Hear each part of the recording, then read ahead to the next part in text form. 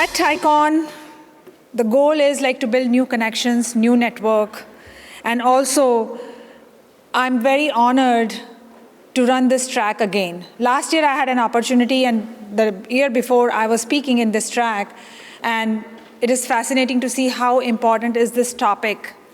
Close to me, close to my co-chair, Kanika, and we worked together to pull this track together. So just to give a brief introduction, I'm Monica Bajaj, and I lead the authentication and developer experience portfolio at Okta. I have been there for 4 years. And in today's hyper-connected world, cybersecurity is fundamentally everyone's responsibility. From the code we develop to the partnerships we forge to the data we provide, and every single one of us has a stake in that and a role to play in order to build a more secure digital future. That is extremely important. And why I'm passionate about this is it's 2025, and we stand at a pivotal crossroad when AI and security are coming together. And they're not just intersecting, but they are merging. And as a result of this thing, it has changed fundamentally the cybersecurity landscape completely. It is unleashing both incredibly powerful defensive tools and deeply alarming the new threats. So this session today, the keynote is going to focus on how we are securing the AI for the future. And then I'm going to also, before we kick off the session, I'm going to thank these two amazing volunteers who helped through the track. So Jaydeep and Nidhi, if you are in the room, please stand up. Without them, this would not be possible. So let's get started. I would like to invite my dear friend May on the stage to kick us off. Thank you very much, Monica, for inviting me here to kick off this session. My name is May from Palo Networks. I'm their CTO for IoT security. So you're meeting May in the month of May. I've been here, I co-founded a company called Zingbox 10 years ago, the first AI-based IoT security solution, and got acquired by Palo Networks 5 years ago, so I've been there ever since. Recently, I talked to a multinational oil company, and here's a quiz for you guys. Guess for every hour their drilling equipment is down, how much money do they lose? Any guess? I'm sorry? $1 million. Yeah, $1 million. And it happened to them multiple times because of cybersecurity issues. And also, we're seeing more than 50% of employees in organizations are going out of their network using unsupported AI-based apps. And within Palo Networks Research Lab, we tested all the major large language models and tried to put in prompt attacks and try to trick models, do things they're not supposed to do. And our success rate can go up to 88%. And I thought it was only because, oh, we have amazing engineers, we are so experienced at hacking these models. But actually, recently, I talked to a Stanford professor. They did very similar experiments and reached a very similar number. They reached 89%. So that's a very representative cybersecurity issue among all the large language models. So given all these high stakes in the real world, we're not only talking about sensitive data information leakage, we're not only talking about proprietary information leaked out, we're talking about operational interruption. And in healthcare, that can mean life or death. And also, given the ubiquitous usage of AI, additional cybersecurity challenges are emerging. So I've been working in AI and cybersecurity for the past more than 10 years. I'll share with you today about what we have done, where we have been, what we're working on now, and where we see this area is moving forward. This is an example about how we have been using AI for IoT security. Right now, our solution is deployed in many large hospitals, healthcare systems, general enterprises, and OT, including many manufacturing floors. I remember there was one large healthcare system was telling us, before they adopted our solution, it used to be they have to send 200 people every year onto their floors to manually figure out how many devices they have, what these devices are. And of course, that's not scalable. So with AI-based solutions, we actually be able to identify these devices automatically and tell you what these devices are. And most customers discover after deploying this solution, the solution can discover about 50% more devices that they used to know before. And once we identify these devices, we can actually tell you what these devices are and build an AI, using AI to build an automatically build an AI model for these devices. For example, Windows system, it can run on your laptop. It can also control an X-ray machine. So the AI-based system can automatically tell you if this is X-ray machine or if this is a laptop. Because if it is X-ray machine, then it's only supposed to do two things: take images, upload images to the PAC servers. And it's not supposed to go to shopping sites, Netflix, dating sites, etc. And believe it or not, we see lots of that. And also we're seeing lots of behind the scene of these medical equipment systems like X-ray machines, CT scanners, MRI machines. They're actually running crypto mining in the background because they've been hacked. So it's great to have the AI-based security solutions can scale up to millions and billions of devices. And we can automatically identify devices, build the normal behavior models so that we keep 24/7 monitoring whenever these devices deviate away from their normal behaviors, we can catch the anomalies. And also we can do the automatic policy recommendation and take actions because we're connected with firewall. We actually went through a long journey to get where we are today. We went through 4 different stages when we're trying to adopt AI for cybersecurity, not just for IoT security, but for cybersecurity overall. The very original stage is called rule-based or signature-based. As you all know well, once a malware happens, we try to mimic the environment and capture all the characteristics, build up the signature, build up the rules, so that next time it happens, we can easily catch it. It's more like the most wanted flyer. When the robber comes to my house, I try to paint out this picture, and then next time, in case it comes to your house, we can easily catch the bad guys. And then we move over to machine learning. That's how we started 10 years ago at Zingbox. And for machine learning, we actually have to tell the machine learning models what are the specific fields you have to look into.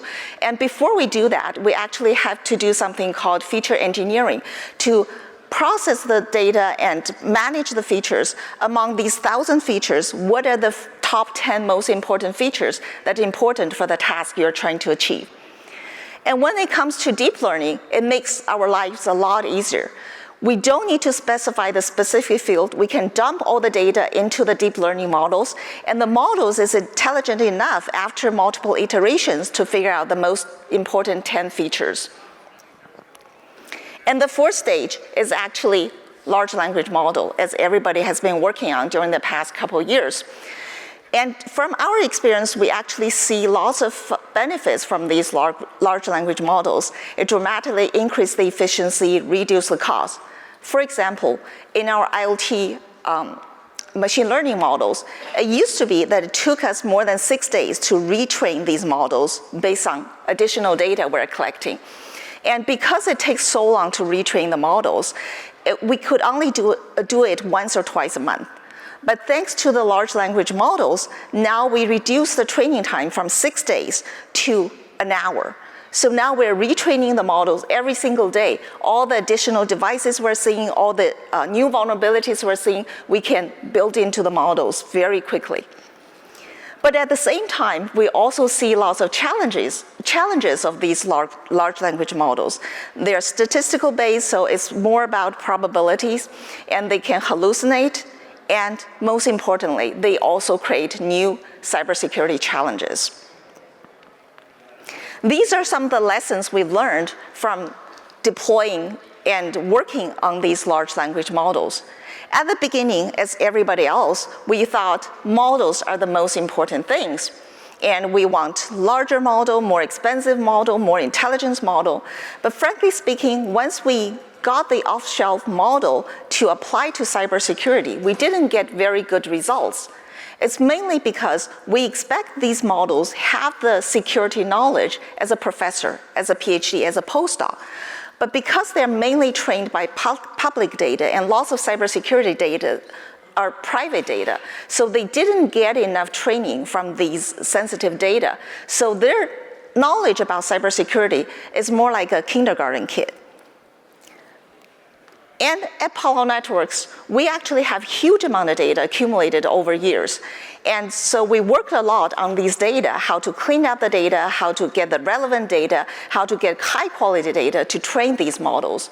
And after we do that, we actually found we don't have to leverage a huge model. A smaller model, as far as it's been trained by the right amount of data, can give us amazing results in cybersecurity. And then, of course, when we're dealing this huge amount of data, for example, at Palo Alto Networks, we're analyzing more than 7.6 petabytes of data every single day. So when we're dealing this huge amount of data, we need the right infrastructure, we need the right tools, and we need the right APIs.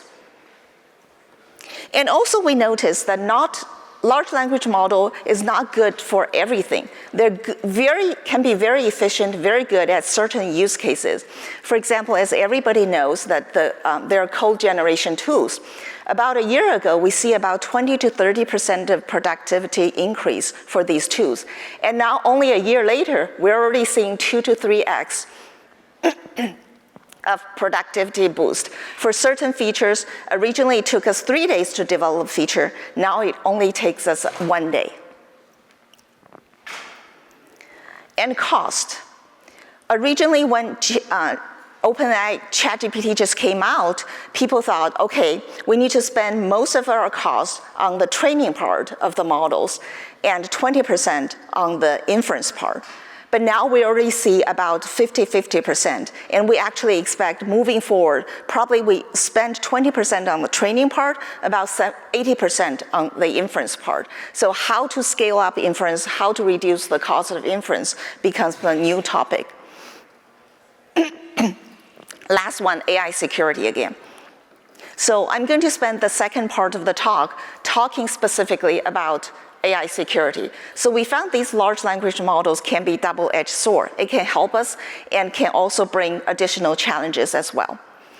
Not only we've been using AI to increase our detection protection efficiency, at the same time, hackers are using them as well. And they completely change the landscape of cybersecurity. And we summarize them into 3 S. The first one is speed. Right now at black market, for about $100, you can buy something like Warm GPT that without much expertise in IT or cybersecurity, you can just press a button and launch an attack. And that can happen very fast. And within our company, we send out, like many organizations do, we actually send out phishing emails, tests to all our employees. And once ChatGPT came out, we actually used ChatGPT to generate these phishing attacks, phishing emails, and test it on our employees. Any guess on the click rate? Does it go up? Does it go down? Yes. We actually see at least 25% click rate went up. And remember, we're supposed to be security experts. We're not supposed to fall for this. And the key thing is because using ChatGPT, lots of the grammar errors, spelling errors are all gone. These used to be the signs we detect phishing emails. Deepfakes, of course you all heard about it, where attackers can mimic your voice, mimic your image, mimic your video, and can trick you to send millions of dollars to them. These are the numbers that shows whether attackers are generating malware or try to steal information from your organization, or explore vulnerabilities, the amount of time it takes them to do all these bad things have dramatically reduced from weeks, days, hours, now to minutes.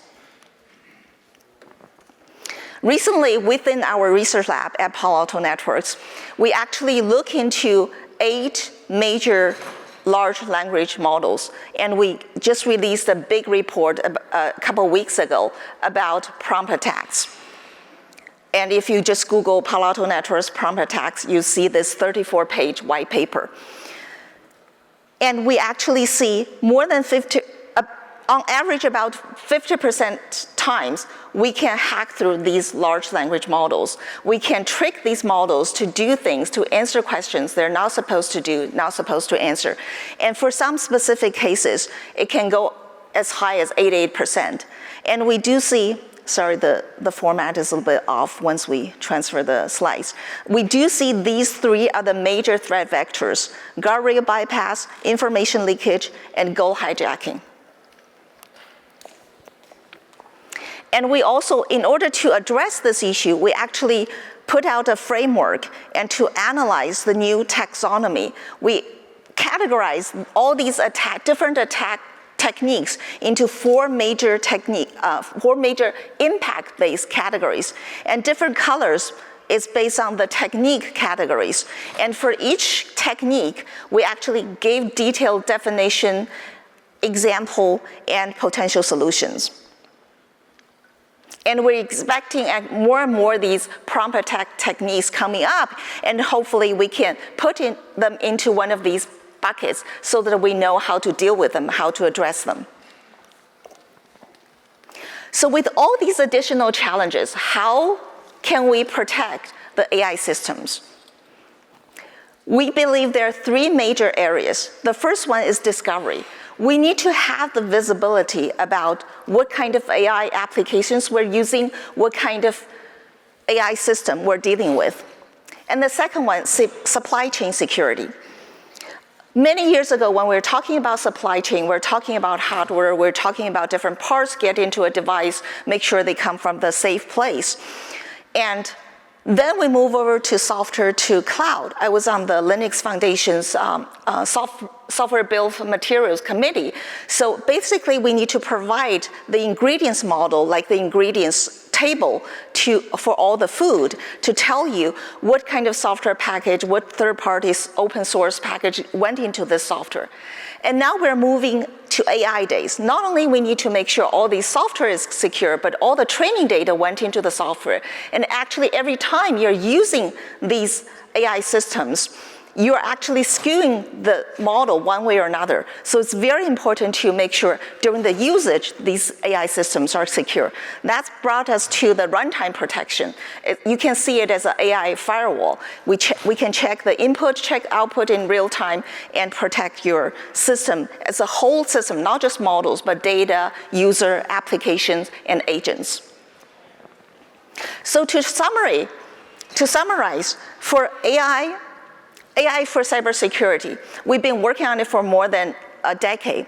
And there are mainly 3 parts. No matter what industry you're in, we've been using AI for these 3 goals. And that will continue to be our goal moving forward. The first one is improve efficiency. And when it comes to cybersecurity, that means better detection. And the second one is easy to use. How you make your product easier for your customer to use. And the third one is lower cost.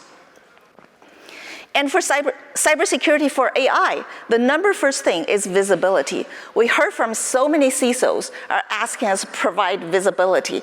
And they were saying, I have no idea what my employees are working on, what kind of AI apps they're accessing, and what AI models are doing, what kind of prompt input they're taking, what kind of output models are giving out. And the second one is not only we need to work on models, not only we need intelligent models, but data and the whole ecosystem. We need to protect the whole thing. And the last one, from Palo Alto Networks, we believe in order to fight AI, we have to use AI to fight with AI. Because now you have this intelligent system, you need something with even higher intelligence to protect it. Yeah, that's it for my talk. And again, my somehow my email address is missing here. It's just May, like this month of the year, May at Palo Alto Networks. And actually just, since I still have a couple minutes, I just share some of my personal thoughts about working with AI for the past decade, especially working with large language model every single day during the past couple years. I feel working with these large language models are very similar to working with my teenager kids at home. It used to be that I had to do dishes myself, which is something I'm very good at. And now I'm trying to train my teenager kids to do dishes. And all of a sudden, my role is different. That's what I've been talking with our engineers. AI makes every engineer boost you up as a manager. So now my role, instead of doing the dishes myself, writing the code myself, now my role is how I demonstrate how to do dishes to my kids, how to give instructions, how to give goals, and at the same time, make sure how I can evaluate the results they're doing. The good thing is, all these teenager kids, they have certain intelligence. So once I teach them how to wash plates, they can extend it to, oh, I know how to wash bowls and how I can wash pots, etc. But on the other side, they might also do things differently from the way you want them to do it. So that's where it comes to cybersecurity. And for cybersecurity, it's also similar to teaching my kids do dishes. So in order to do it in a secure way, you want the model to be built in a secure way. That's like training your kids to be good kids to begin with.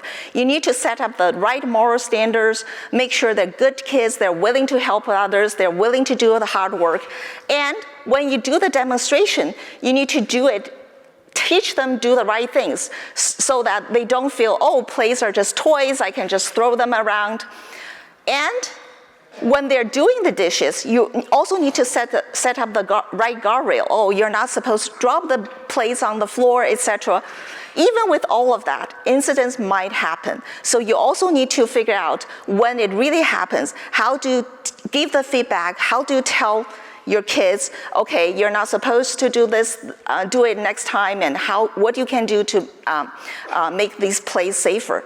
And also, because your kids have certain intelligence and capabilities, so they know once they use the soap to wash dishes, so they know once the soap bottle is empty, they know how to get the refills and put in the bottles. And when the sponge is too old, they know how to go to the storage room, get new sponge. These exactly what AI agents are doing. It's basically without pre-program them, they can see the situation, get the feedback back, know which tools to call, know what APIs to call. So there's lots of analogies between my teenager kids and working with large language model. And from my personal experience, even though large language model bring us lots of efficiency and lots of challenges at the same time, I do see hope that we can provide secure usage of AI in this world, just like there's hope that we can train our teenager kids to do dishes. Thank you so much.